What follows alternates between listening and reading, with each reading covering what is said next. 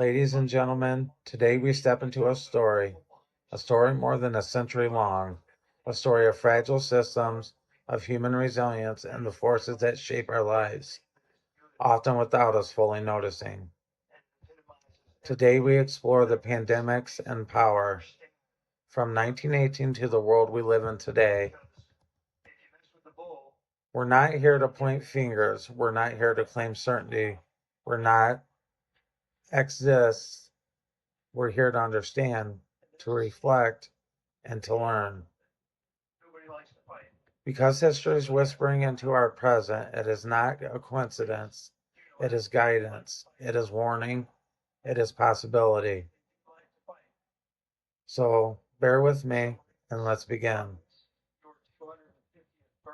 Before the world pandemic became part of global vocabulary, before the modern medicine, before the digital communication, the world at the start of the 20th century was a place of optimism and tension. Nations industrialized and cities grew. Global travel expanded, and beneath the surface, new vulnerabilities formed. By 1914, World War I ignited and the troops moved across continents. Supply chains stretched, armies gathered in trenches, cold, wet, and crowded. The conditions that, without anyone knowing, would become the perfect breeding ground for a virus unlike anything humanity had ever seen. Let us pause here because history often turns on moments no one recognizes at the time.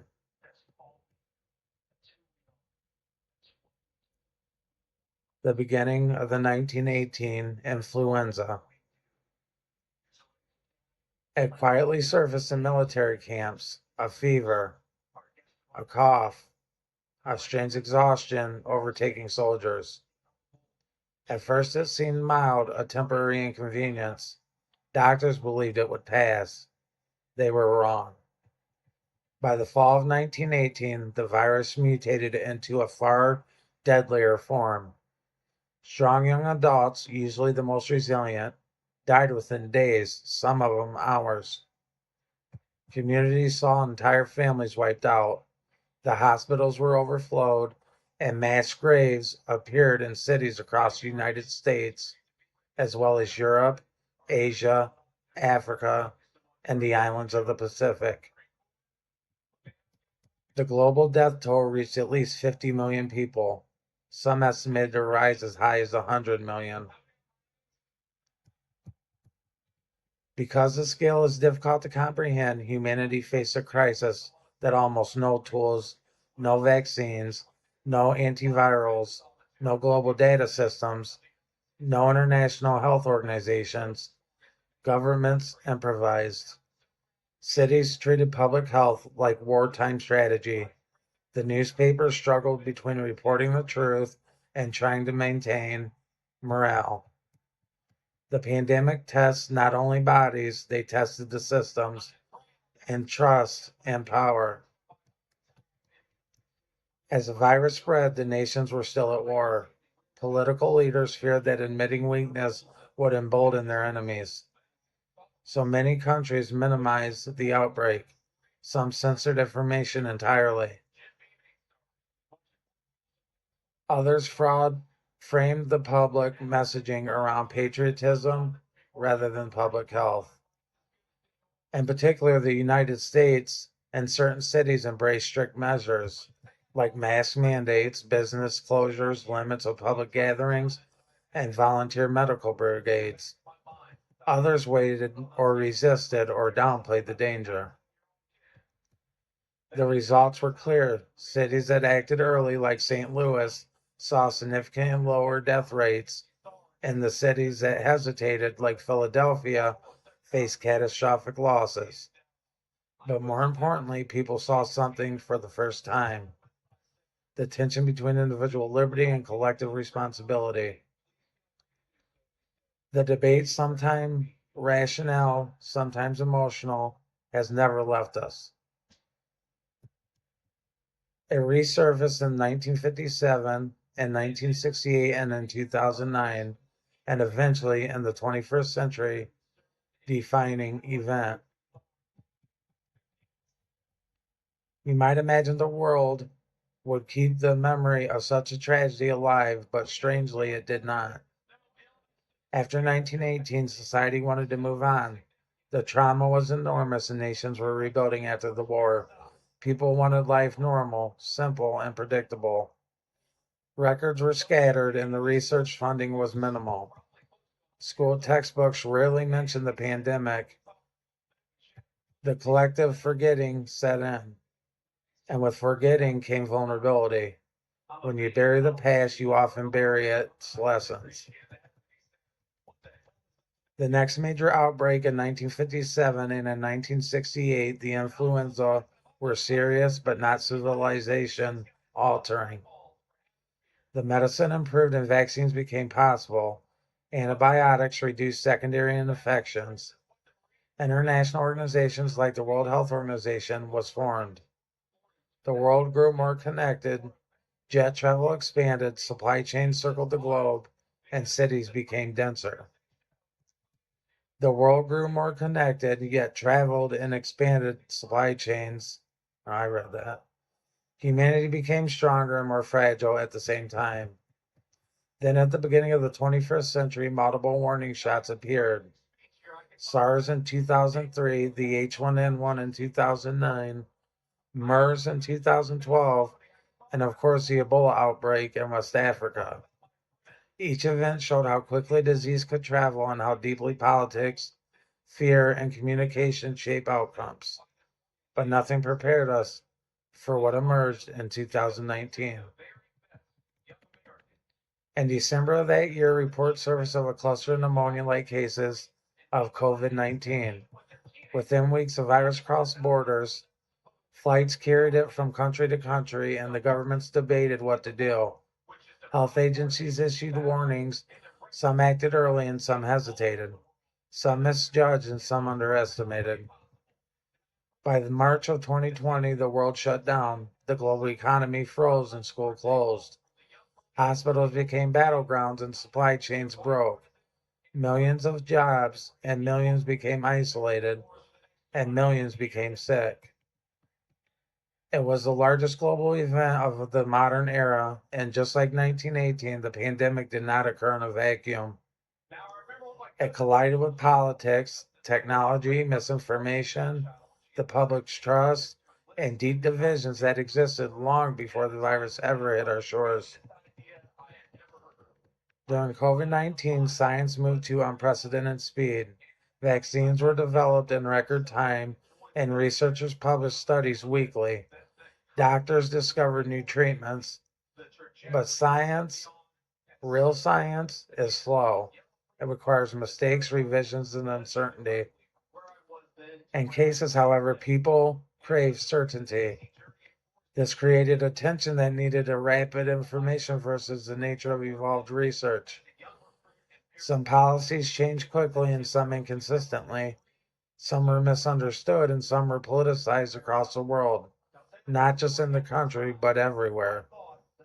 And it brings us to a recurring historical question. How do societies make decisions when information is incomplete? It was asked in 2020. It was asked in 1918 as well.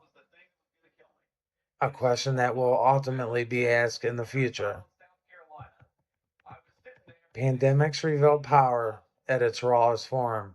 What decides what stays open and what closes, who has the authority to restrict movement, who controls borders, and who communicates risk, who determines what counts as misinformation, and who distributes medical supplies, who gets the treatment first and who gets vaccines first. None of these are purely scientific questions. They are political, social, and ethical, and logistical. Every country handled them differently. Some centralized the authority and some decentralized it. Some focused on public health and some prioritized economic continuity. Some balanced both. And in each case, public trust became the determining factor. Where trust was strong, cooperation was possible, and where trust was weak, division grew. This is not about left or right. It is not about the country versus another. It is about universal truth. When people lose trust in the institutions, public health becomes nearly impossible.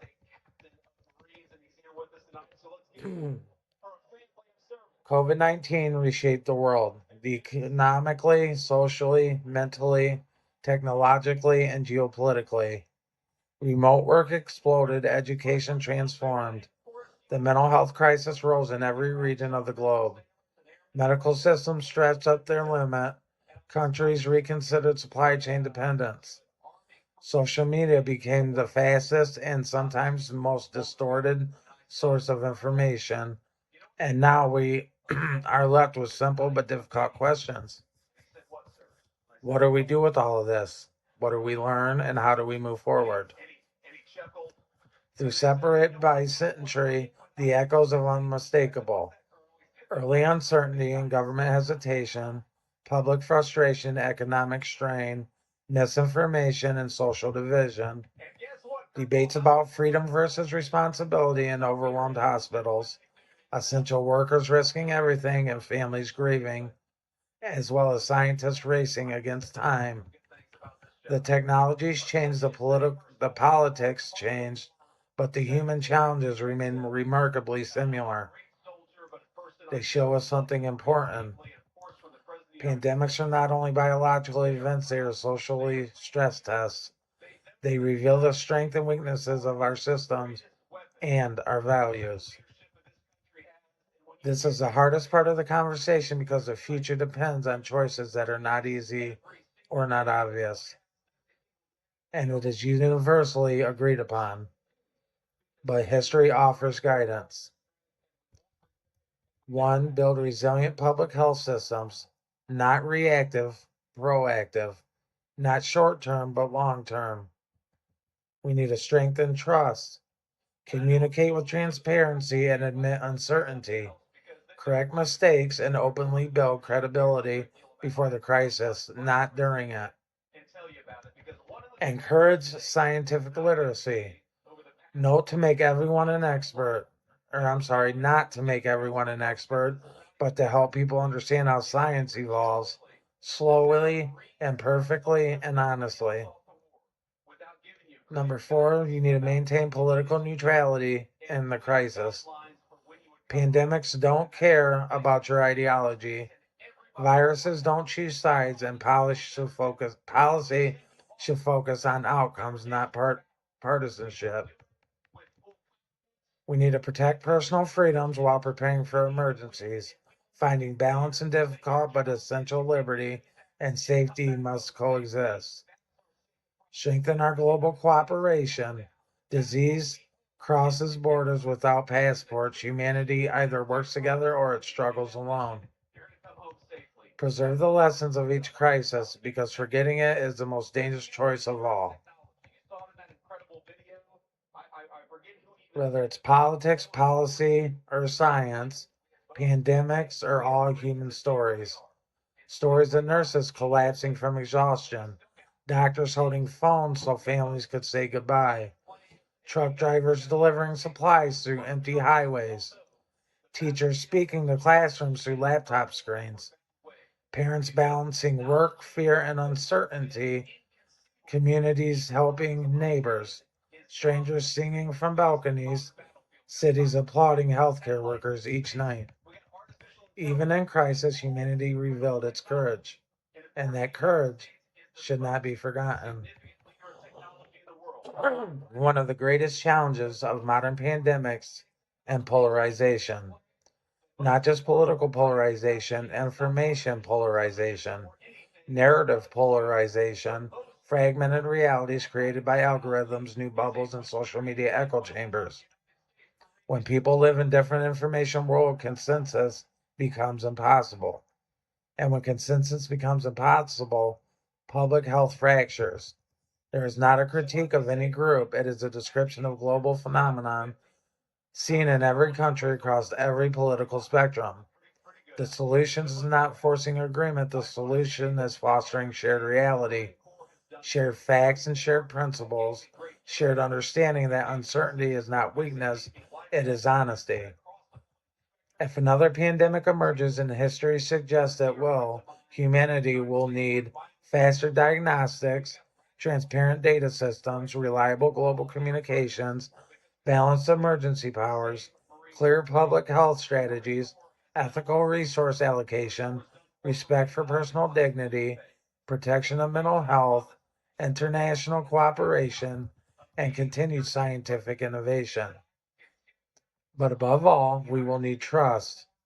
Trust between citizens and institutions, trust between countries, trust between science and society, trust in one another.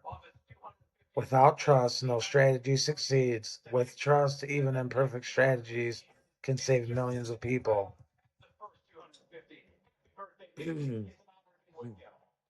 Let's imagine a world where the 1918 pandemic taught us lessons clearly and the world never forgot.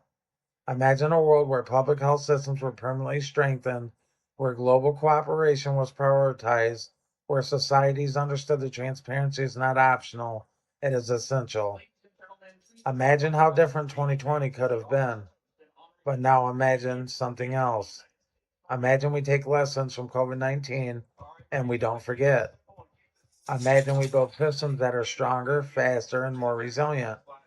Imagine a future generations looking back at us and saying, they learned, they adapted, and they prepared, and they made sure we never repeated their mistakes. This is the purpose of history, not to shame, not to blame, but to guide. Ladies and gentlemen, pandemics challenge us. They expose our fears and our divisions and our vulnerabilities, but they also reveal our resilience over innovation and our humanity. From the crowded trenches of the 1918 to the empty streets of 2020, the message is the same.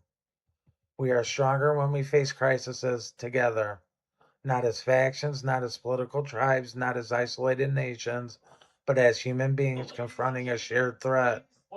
The past is not prophecy, it is the teacher.